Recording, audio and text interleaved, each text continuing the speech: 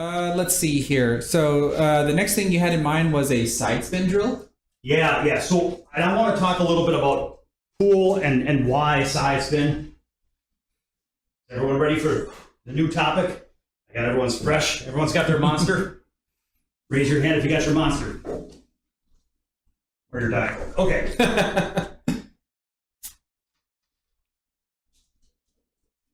Well, when it comes to controlling the cue ball, I have to kind of sell people on the idea of why and when we use side spin. A lot of people don't use side spin because they miss. When they use side spin, they miss a lot. So we'll talk about that. But there's a reason why we need to play with side spin. And, you know, it always bothers me when people play with center ball and they say, yeah, I love pool, and I try to stick to center ball. And I think about, like, I like chess. And I'd be like, yeah, I really, you know, they say, I like to stick to center ball because I miss too much when I use side spin. I'm like, that sounds like if you're a chess player, you're like, yeah, I love to play chess. But I really like to stick to my bishops and rooks because the horsey's confusing. It just makes me really mad. I'm like, gotta move the horsey, guys. You gotta move the horse. So let me explain why. So this is a quick 101 review of, let's talk about cue ball control.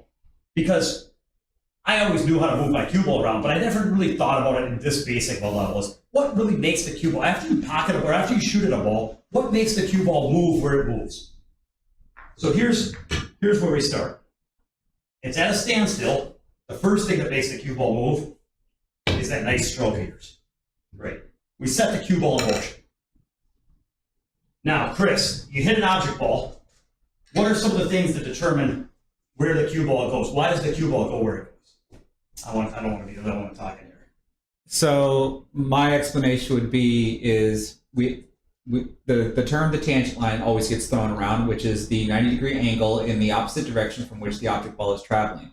And then what makes it move after that in regards to how far does it go down the tangent line? That's clearly your power, your timing, whatever word you want to use. Top spin pushes the cue ball above the tangent line. Bottom spin pulls the cue ball below the tangent line. Very good. So here's what's going on. Is at the moment the cue ball hits the object ball, there's going to be two forces acting on the cue ball. So we want to be very clear about what those forces are and how they work. The first force is residual energy. I used to call it tangent energy, but then the engineers, all the mechanical engineers, man, they wore me down. 3, 4, 5 mechanical engineers. It's residual energy. So it's residual energy, everybody. Shout out to all my mechanical engineers in the chat. Okay. So what happens is, when I shoot this ball, if I hit and at the side, and my cue ball is going to hit where that 12 is, the tangent line, so here's the 9 ball, here's the shot line, the tangent line's down this way. If you're not clear on tangent lines, look up a little Chris video on tangent lines. Pretty important. So the cue ball is going to have some leftover energy that sends the cue ball down that tangent line. How much leftover energy and how fast is it going to go to move? Well, here it is. It's my initial speed, however hard I hit the cue ball, and then kind of like minus the thickness of hit. So if I'm 100% full, if I shoot from here, I'm hitting 100% thick, there's 0% tangent energy to send me down the tangent line. Residual energy. Residual energy. I would stop. If I'm 90% thick, and I shoot a certain speed, I would have 10% of my speed left over dribbling me down the tangent line. If I'm half ball hit, whatever cue speed I use, half of my energy is left over sending me down the tangent line.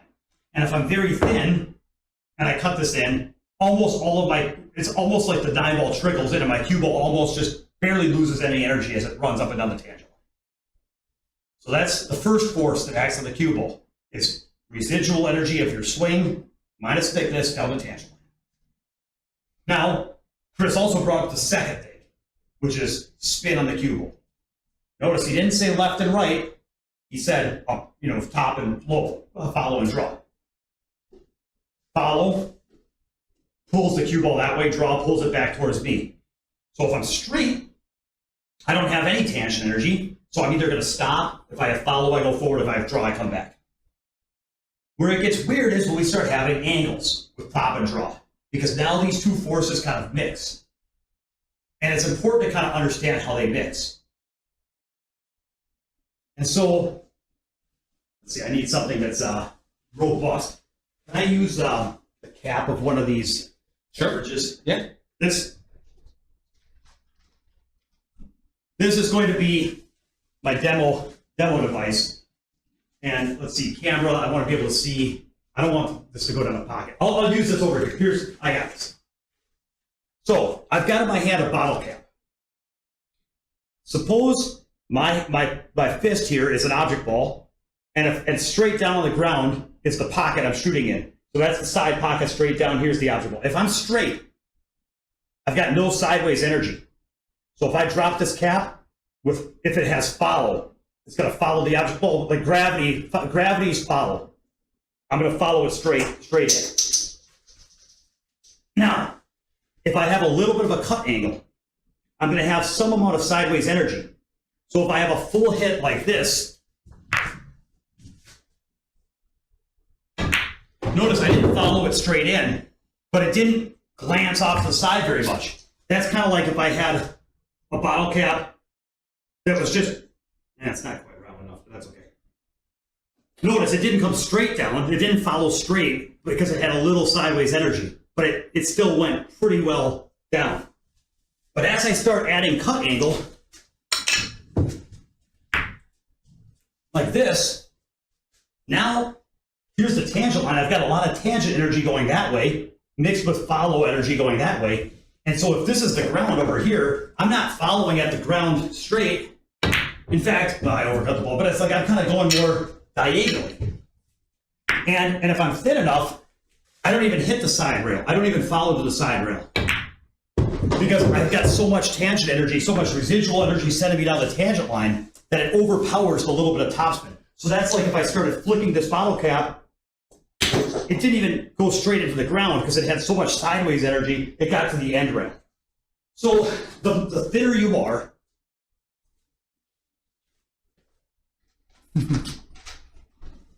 the thinner you are on an object ball, the more the tangent energy controls the cue ball. So it's a mix of high-low versus tangent. And when you're thick, the high-low takes a lot of effect. And as you get thinner and thinner, the cue ball's really racing. So let's just take a look at an example here. Here's a ball in the middle of the table. I'm pretty full on the ball. So everybody can see, here's what topspin will do for me. And here's what draw will do for me.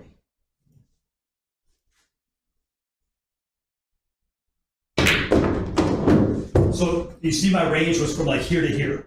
Demi, can you actually demonstrate that one more time? Because I'm going to give everybody a different perspective. Yeah.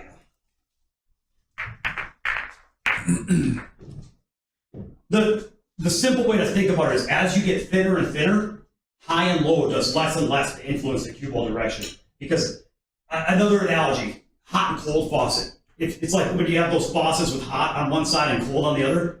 If you have the hot turned up really, really, really hot, that cold, it's going to be warm. And so as you get thinner and thinner, you're turning up your tangent energy. So this is thick. I have very little tangent energy. So here's what my draw does for me. I come back pretty quick because the draw is the primary actor and the tangent energy is very minimal. Now, as I get a little bit of angle like this, all of a sudden, look at the big arc I get. I had a lot of tangent energy sending me down table, so I couldn't get it to draw back as quickly. And as I get really thin, like this, now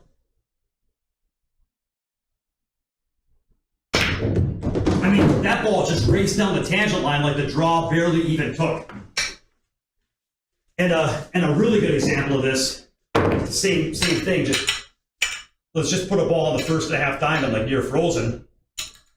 If I'm super thin on this ball, like this, here's the tangent line leads into the rail and back across like this. Well, here's a rolling ball. I mean, I missed it, but it's a tough shot, but it kind of followed that tangent line. Now, same shot if I draw the ball.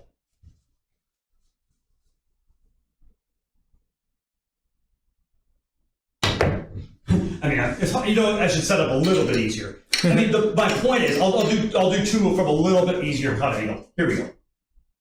Here's a roll. It came down to here. So it followed through the tangent line, but only a little bit. And now the same shot with draw, it'll come back to the tangent line. Here. So my range, I still follow took me to here, draw took me to here. So top and draw still worked, but there was so much tangent energy sending me this way that the draw would only take me a little bit to follow. It was basically racing down the tangent line with very little influence from the high and low. That kind of makes sense. Yep. As you get thinner, the tangent energy becomes the primary controller of the cue ball, and high and low become less and less and less effective. So hope everybody liked the aerial view. You're going to see more of that later on. So, what does this mean about cue ball control? Is that for people that don't like to use side spin, there's only two levers you can use to control the cue ball: side spin and backspin. So Top spin, and backspin. Well, okay, yeah, I'm sorry. Well, top spin is just a rolling cue ball. So let me rephrase. The natural path of the cue ball is a rolling ball, which is top spin. Okay. That is the natural path of the cue ball. So there's only two things you can do to change the natural path of the cue ball: backspin and side spin. Gotcha. So for people that don't use side spin, that means they use backspin. And here's the problem. When you are thick, that's fine. You can use backspin because the backspin can actually change the direction of the cue ball when you're thick, so you have control over your direction. And even if it takes a lot of swing speed to create backspin and keep it on the cue ball. But you're hitting the object ball thick and you're sending that speed to the object ball, leaving the cue ball with controllable speed. So if I wanted to draw back a little bit, I can control my speed. So I can control my speed and direction with draw if I'm thick. But now let's look at this shot here. If I'm trying to shoot this ball on the side with draw, well, here's a rolling ball would take me to here. We just looked at this. With draw, I have very little control over my direction. Maybe I could back it up to here. So I have very little control over my direction. And the other problem is the speed I need to backspin my cue ball 2 feet is a medium speed, and I'm not losing that energy to the object ball, which means I'm going to be left flying around the table. There's no way I'm going to go, and there's no way I'm going to lay my cue ball right here. I'm not going to stop here. Like, I'm going to be flying. If I try to draw this ball, I mean, my cue ball's going 3 or 4 rails. So draw shots break down on thin cuts. They don't control your direction, and you can't control your speed.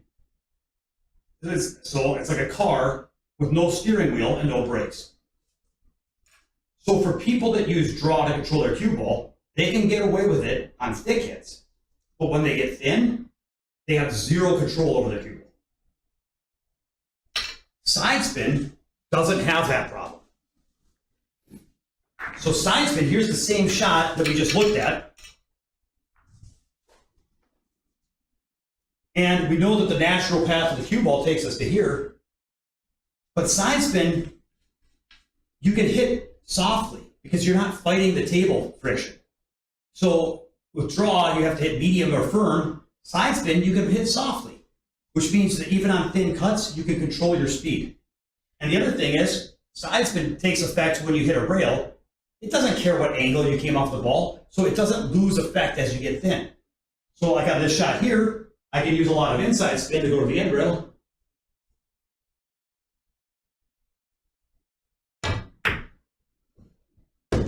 Or I can use a lot of outside spin to kind of come down the line I'm shooting from.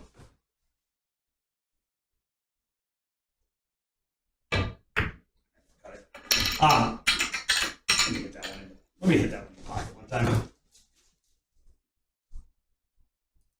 A little tough. I'm missing it. The point is that you have a wide range of outcomes. You can control your direction quite well. The other thing is you can control your speed. So if I wanted to if I had to play short side shape on this 2 up in the other corner, if I tried to draw my ball to here, that's never going to work. But if I try to roll this in with a twist of outside, I can actually control my speed. Because I'm not fighting table friction, so the minimum speed limit required to roll a ball in with side spin is basically pocket speed versus having to hit medium speed to keep my draw. So in short, draw shots, you don't have control over speed and direction on thin angles. Side spin, however, you can have thin angles and still control your direction and speed using spin and a rolling ball with spin instead of a draw.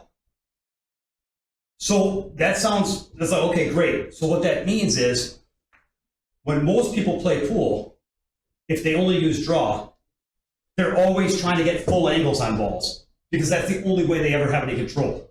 Because if they get thin, they're just dead. And so most people get full, use backspin to control their cue ball, and then they hit everything hard to smash balls in the hole and try to force things around with below center hits.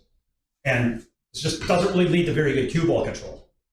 So if you want to learn how to control your cue ball more accurately, we've got to develop, I actually have a very simple idea on how to play pool. Here it is. There's the move game and the hold game. Hold game is like stop shots and where you're trying to limit your cue ball movement and connect from like ball to ball without a lot of movement. You typically want to get full angles and use below center hits to either stop or roll your ball in. So thick hits, kill your ball. Thick hits, kill your ball. But when you want to move your cue ball around the table, you want to get thin angles and roll your ball using different amounts of side spin to move your ball around the table. So let's look at one example because that's a lot of talk. Let's play a 9-ball rack, see what it looks like. I need a 9-ball for that. Okay, so here's an example of where the 1 ball's down here, 2 balls up here, 3's down here, 6 is up here, 7's over here, and I have to move to get on the 8, and then I have a little bit of movement from the 8 to 9. So this is a lot of movement. And this is a lot of you guys play 8-ball where you don't have to move the ball much, and then when you play 9-ball, if I start getting full angles on these balls, it doesn't work. But if I give myself an angle on the 1, I can use spinning side spin with a roll to get up to the middle of the table. And then I can have an angle on the 2 to cut the 2 in with a roll and come 2 rails up to the middle of the table. So I can cut the 3 ball in with a roll and either come 2 rails up to this side or maybe with some outside 2 rails around for this side. So the first 3 shots, guys, I'm not 9-ball. Everybody thinks 9-ball is this power game of smashing balls in with below center hits. It's not if you know how to play. I use move angles to move. And your accuracy with the cue ball, and if you watch, I can hit balls softly and accurately. Rolling ball with an angle, rolling ball with an angle.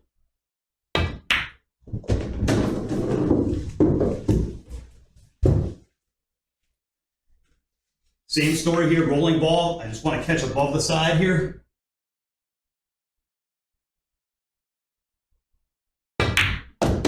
Caught that a little deep. Okay, pretty bad shot.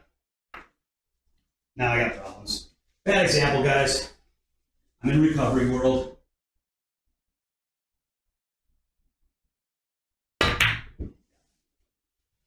Okay, so bad example, but 2-way shot. Okay, so everybody, you guys see that I wasn't hitting those balls hard. I wasn't hitting those balls with draw.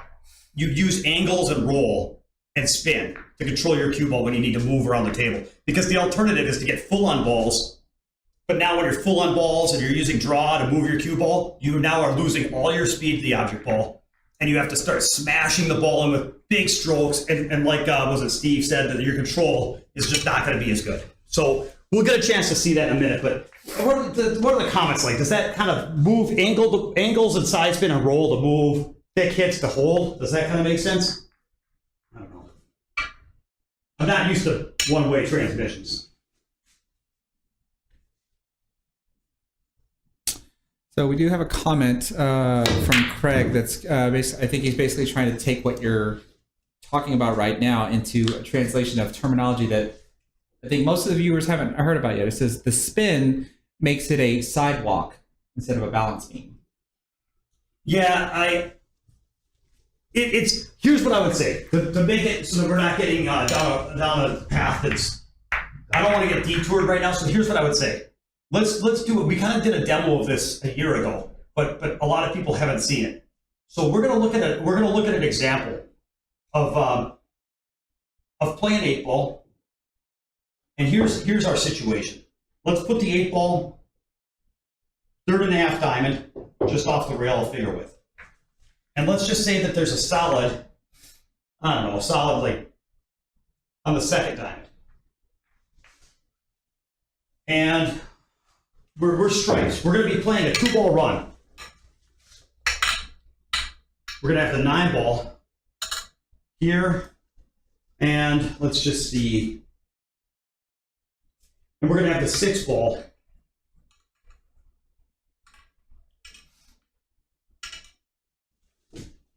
here. We'll make it a little further. I don't know. There. So this target, we're going to be playing to where we have to basically lay the cue ball on the side rail to shoot the 8 in the corner. We're not even going to shoot the 8. We're just going to be shooting the 9 and seeing if we can get on the 8 ball. If we get down here behind the 7 or elevated, or if we get behind the 6, it's not going to work. And then what we're going to do is, Chris, we're going to shoot this shot a few times from 2 spots. One is going to be like a little bit thinner than half ball hit here. And then the other one is going to be like here.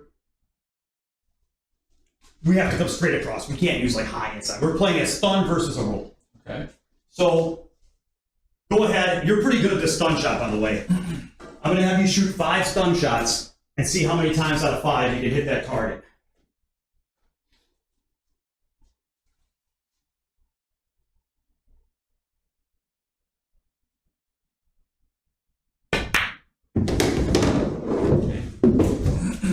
Trying to get on the rail there, Chris. Yep. Okay, I'm just joking. Having some fun, guys. Having some fun. All right. Warm-up shot. Warm-up shot.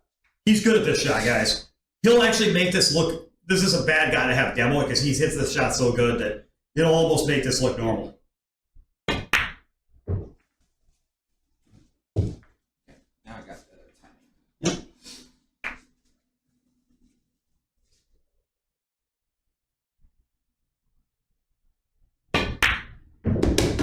Over there. I can rail first it. He's in action. If you saw this guy jump, he's fine from there. Trust me.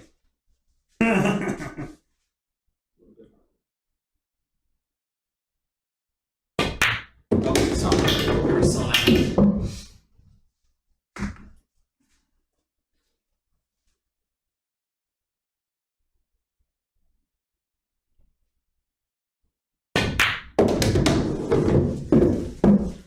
Now, Well, I'm consistent. now, the other things that can happen when you do this is you can catch it too low, and if you hit it hard enough to get across table, and you catch it just a little low, it runs into the top of the 6 or runs at the 8. Or if you catch it too high, you can come across and tangle up the 7. So we saw a couple of errors, but we didn't really see all of the errors that are possible. But we saw that it was not easy. So Correct. now go ahead and give yourself the angle you'd like to have to roll this ball in with a twist to outside.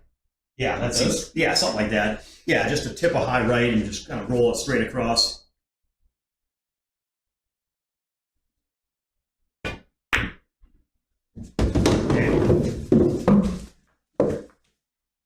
I don't think so. It's marginal. You wouldn't like it. Okay, a little bit more right spin and a little bit more oomph. You can shoot it from a little closer. A little bit more right and a little bit more in the back. Let's get all the way to that rail.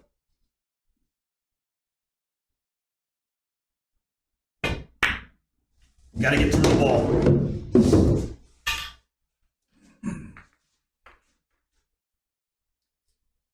Yeah, that's a good.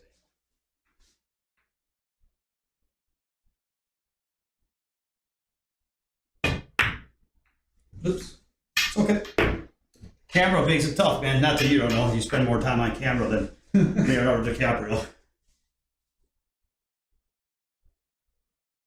Okay,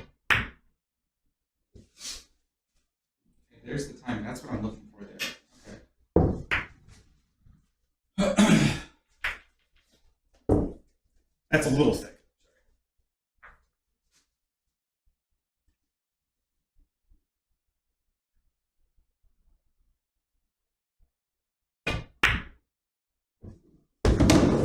Pretty good. Yep, that was perfect speed. Perfect speed. Couple more. Is that too thick?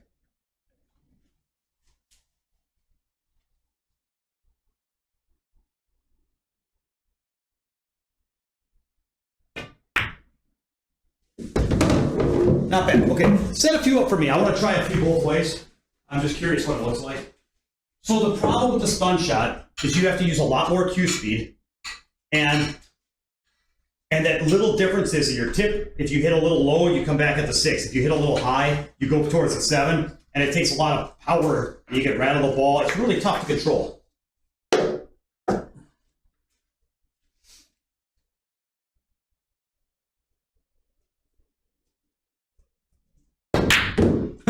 Telling you guys, and maybe I'm setting this up a little flatter than I had you, but okay. That's the point, though. This is not ideal. This is not an ideal shot.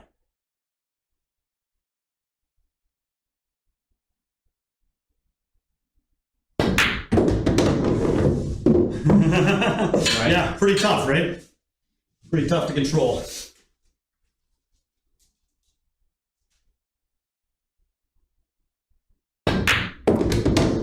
So I believe this would be the common question then, because if the point is that this is not an ideal shot, we're demonstrating how difficult the shot is, what is the alternative? See how that one I came backwards and now I hit the 6? So none of those shots. Now let me try the other. So here's the alternative. A little lower than the third diamond, by the way. Right there. Yep. The alternative is to play an angle so that we can use a rolling ball with a little bit of side spin. So the reason we're using side spin is if we don't, the tangent line leads to here, but we're going to roll through it a little bit, even though tangent. So here's where we go without side spin. Is it's going to go more, well, a little bit towards the 7. And I don't want to go towards the 7. So what we're doing is we're using a little bit of outside English, in this case right spin, to check the cue ball up and come straight across. So we're actually following the tangent line, but instead of using a stun shot to follow the tangent line, we're just using a little bit of outside check. So now let me hit a few of these. That's one.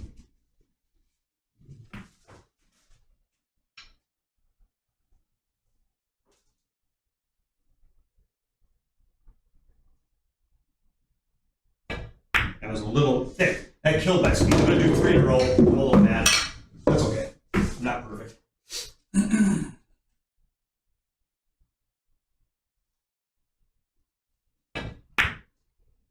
Two more. I'm going to do 2 more. When you start hitting the shot well, you feel like you can just put the cue ball on the second rail.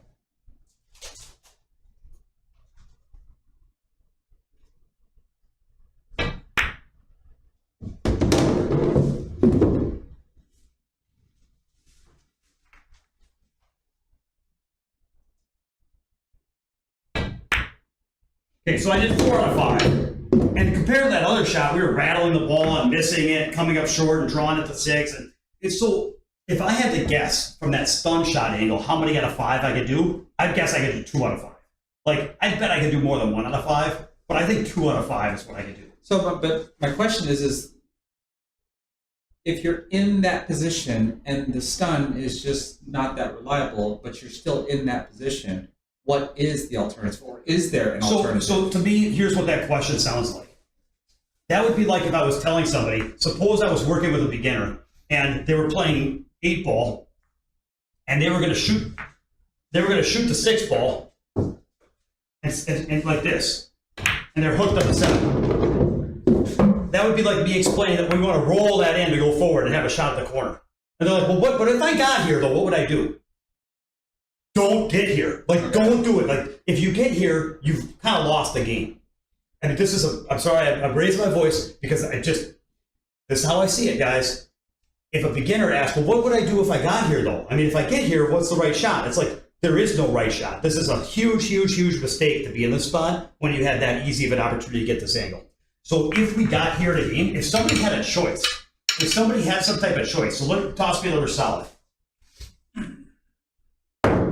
If somebody had this shot here, and they rolled this in and got a flat angle of the 7, and then they tried to stun across table and they came cross-side, I would think that this person, like my reaction is, this guy can't win. Like this guy just doesn't know how to play pool, which is fine. I'm an instructor. I get it. Like a lot of people are learning. There's no shame if you're learning. That's why so for those that are in the chat, if this is new to you, that's why you're here. You're in a tree of trust. You're on the right road. It's the people that aren't here that keep doing it that I'm talking about. So on this type of run, you would not roll forward.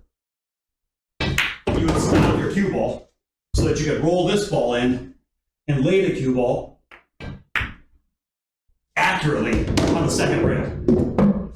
All right. Now, fair enough. So for people that roll forward on that shot, try to stun across table and rattle that ball, that to me looks as stupid as if they hooked themselves on that 3-ball run. It's just that's not where you put the cue ball. Fair. Okay. Good.